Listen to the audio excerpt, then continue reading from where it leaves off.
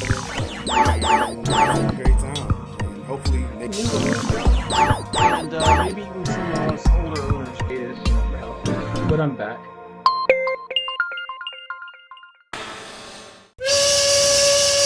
Fools.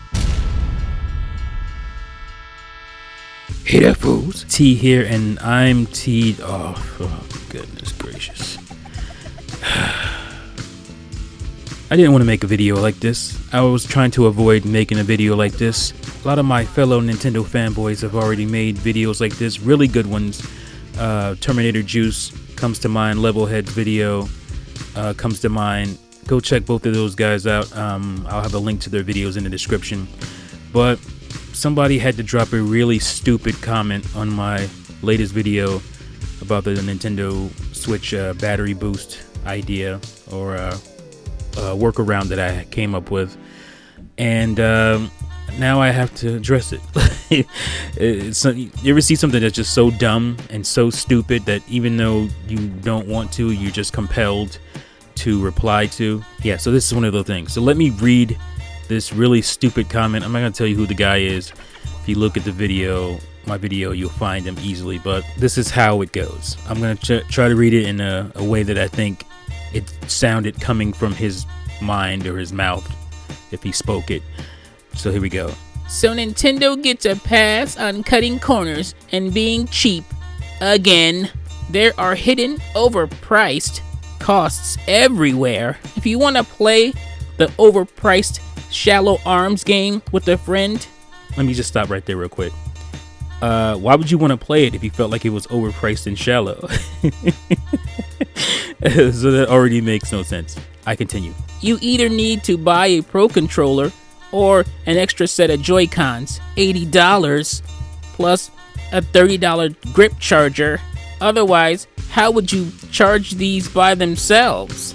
Or why not just buy another Switch for $300? I recently saw a Nintendo Treehouse where they were showing various accessories. They recommended a Samsung 256GB card, which on Amazon costs a whopping $199. I want to remind you, PS4, Xbox One go up to 2 terabytes. Are you kidding me? And how much do those 2 terabyte consoles cost? Anyway, how arrogant and out of touch can a company be? Battery booster, memory cards, small awkward controllers. Did you know that the only way to charge Joy-Cons is while the Switch is docked? So you need to buy another controller so you can continue playing? The Joy-Cons have a 20-hour battery life. If you play more than 20 hours straight, you don't have a job. You can play, charge it overnight, play again. There's no problem there. Anyway, want to play Street Fighter?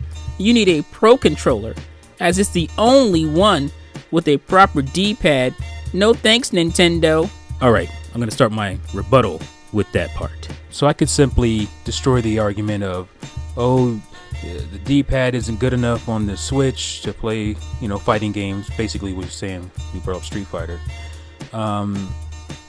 It's not a real D-pad. Well, is that a real D-pad? Is that a standard D-pad for playing something like Street Fighter? Have you ever complained about fighting games on PlayStation consoles that don't have a 8-way D-pad? Anyway, but I'm gonna go a little deeper than that. I remember this game on PlayStation. I'm sure you guys probably remember it too. One of my favorite games on PlayStation 1. Ape Escape. Now, Ape Escape was the first game to utilize the DualShock. If you guys know, the DualShock did not come with analog. The original PlayStation controller did not come with analog sticks. It was just a flat, it was basically a Super Nintendo controller, but with longer grips on it. And that was it. I don't have one of those to show you, but so just kind of imagine it. This was like this was the first game to utilize DualShock, and it was the best way to play it. But if you already bought a PS1 before the DualShock came out, you didn't have the controller that was best for this game, which is the controller I just showed you, this one. So you had to go out and buy a DualShock. I'm not sure what it was back then. It was probably like 50, 60 bucks maybe. So this isn't anything new. To play the games you want, you got to pay a little bit more sometimes. I like to play the games the way they're intended to, the way the developers wanted you to. That's why when the Wii came out, I wanted to play everything with motion controls because that was the way the console was built. I know that wasn't the thing for a lot of people, but that's fine. Here's another game. Sega Bass Fishing. You didn't need the real controller, and I mean fishing rod controller. But if you wanted to play the game the way the developers intended you to play it, then you had to, pick up one of these. And like I said, when something comes out that's cool, that has a concept, I like to play it the way the developers wanted it to be played. So I bought the controller. It costs more money to do that. Here's another game, one of my favorites on the Sega Saturn, Nights into Dreams. You can get the standalone game, or you can get the one bundle with the 3D controller, because again, the Sega Saturn did not come with a 3D controller, analog stick. It came with, basically a 6-button Saturn controller with shoulder buttons, or 6-button Genesis controller with shoulder buttons. And so, to play this game the way you wanted to play it, you had to get off your butt and go buy this controller. So yeah, again, if you wanted to play the game the way developers intended you to, you had to spend a little bit extra money. And again, I didn't pull out my fighting stick, but I have a lot of fighting games, and I wanted to have that arcade experience with my fighting games.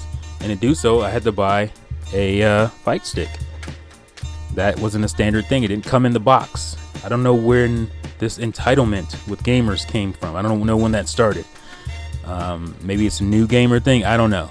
But even to new gamers, you should know better that these consoles don't come with everything you want them to come with. And if they did, they'd be super fucking expensive. So it doesn't make any sense. All right, now moving on to the battery life argument. Let's pretend my PSP here is actually a PS Vita. Now, the PS Vita's battery life is listed at 3 to 5 hours. And let's pretend that my kids, or actually this is mine. Let's pretend that my iPad here is a Nintendo Switch. Now, visually, graphically, this blows this out of the water. The Nintendo Switch blows the PS Vita out of the water graphically. But yet, the battery life is pretty similar. The battery life for Nintendo Switch is 2.5 to 6 hours. And the battery life for the PS Vita is 3 to 5 hours. I don't remember people complaining about the PS Vita's battery life and how they're being cheated or, screwed. And again, this thing is graphically destroys this power-wise. So I think it's amazing for this to have a similar battery life to this, when it's so much more powerful and so much more technology is going on in this than in the PS Vita. This is my mock-up PS Vita again. So it's nonsensical. And now for my final point I'll make is people complaining about having to pay for technology they didn't ask for, they don't want. Yeah. So that is a complaint I've been hearing a lot from commenters or even other YouTubers, is that, well, I didn't want that stuff. I didn't want to pay for. I don't have to pay for stuff that I don't want. Basically talking about the HD rumble and stuff in the Joy-Cons and the Pro Controller, because they feel like the Joy-Cons and the Pro Controller are too expensive.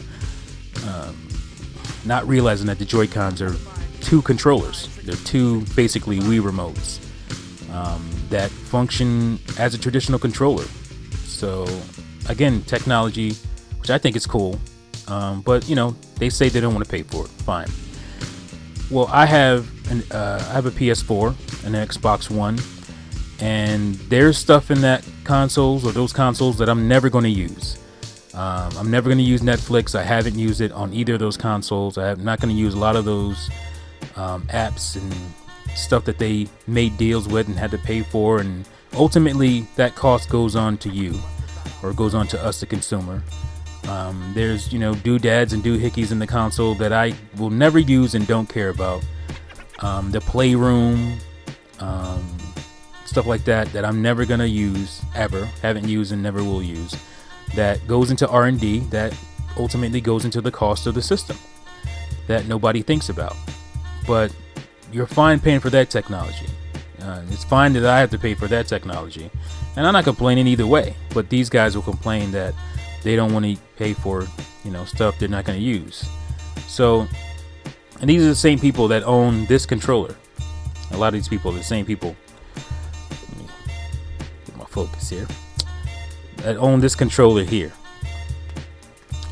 Now, there are things on this controller that, to me, and I'm sure there's some of these people who will never mention it, is completely worthless, and I'll never use and never care to use. That's kind of gimmicky, like this big touchpad button. It's rarely used, and when it's used, it's kind of tacked on. I felt like it was tacked on and it could have been used better in Uncharted 4. It's basically just another button. It's just another face button that they could have used. They could have put anywhere.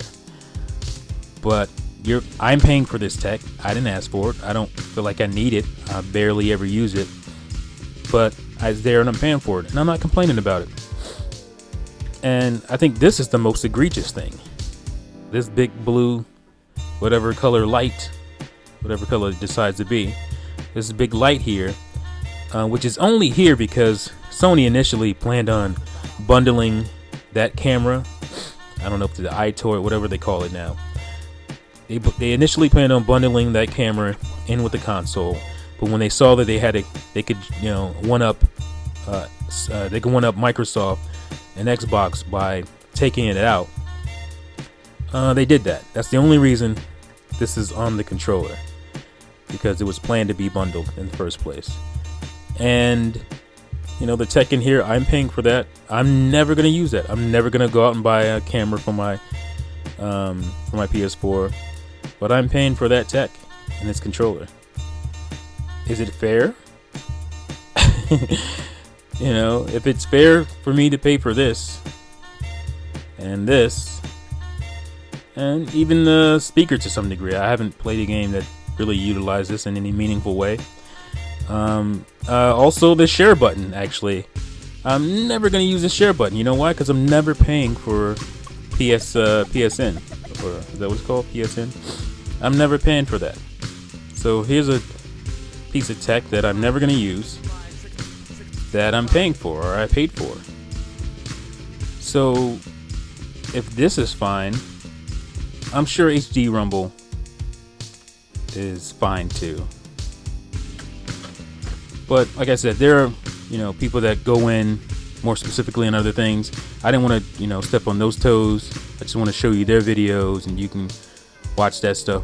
I just want to make my point on this because it's a kind of a different angle.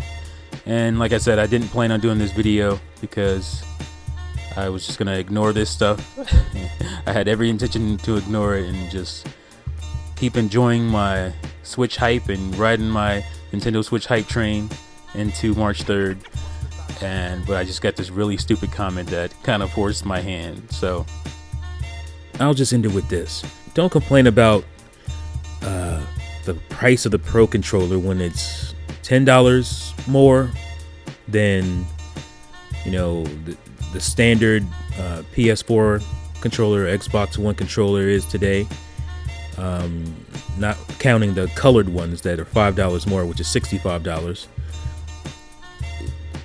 Especially when the Pro controller lasts 9 times longer battery life than the PS4 controller.